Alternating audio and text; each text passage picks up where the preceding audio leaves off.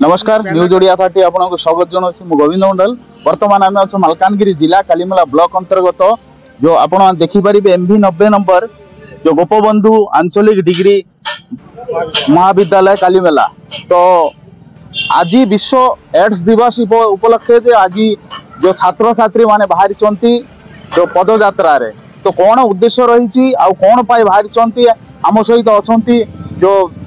यही जो गोपबंधु आंचलिक विद्यालय जो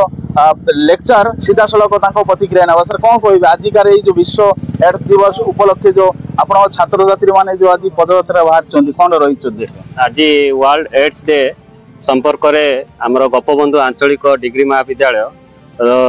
तरफ गोटे सचेतनता कार्यक्रम कॉलेज रे करा जायथिला। प्रथम मीटिंग करा जायथिला, पिला मानन को सचेतन करा जायथिला से संपर्क रे एवं परवर्ती समय रे लोक माननकु एवं समाज को गोटे एड्स सचेतनता उपरे वार्ता देबा पे पिला माने गोटे रैली रो आयोजन करा जायछि पिला माननकु नै एवं पिला माने बहुत संख्या रे ए रैली रे योगदान करछंती एवं आमे आशा करछु रैली सफल होईछि एवं एड्स संपर्क में आम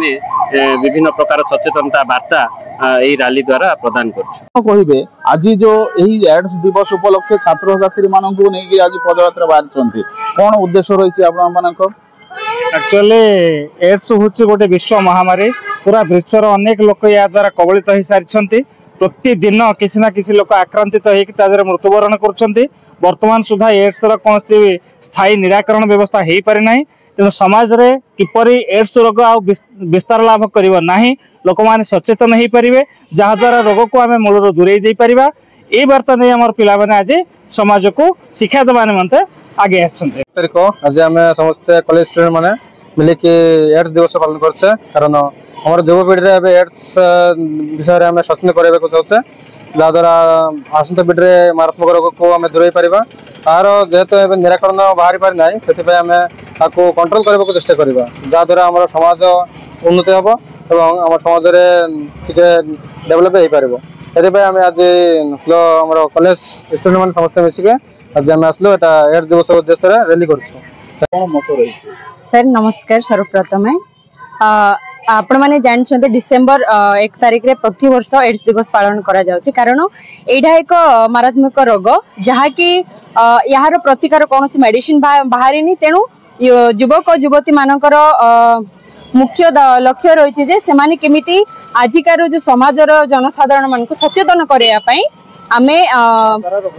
हाँ यही रोग रु केमिति लोक माने सचेतन हेबे ता प्रति आमे ध्यान देकी सचेतन करूछु लोक मान को जागृत करैबा पई। सर ये थिले आम सहित कॉलेज रो जो छात्र छात्री सहित जो कॉलेज लेक्चर एवं जो कोऑर्डिनेटर तांकर जो मत थिला जो एड्स विश्व एड्स दिवस प्रत्येक वर्ष जो डिसेम्बर 1 तारिख रे यही दिवस पालन करा जाए एवं समस्त जगत को सचेतन कराया से गोटे रैली आज बाहर करछंती। यही रैली तथा पदयात्रा रे से समस्त वार्ता दउछंती किभली भाव रे जो एड्स रो मुकुलिबे तार जो आज से वार्ता माध्यम रे तांके जो तांकर प्रकाश करछंती। मालकानगिरी जिला Kalimela block MV 90 number Govind Mandal को report news Odia 30। News Odia 30 channel रो नुआ नुआ अपडेट शीघ्र देखिबा पई चैनल को सब्सक्राइब शेयर लाइक एवं कमेंट्स करंतु। धन्यवाद।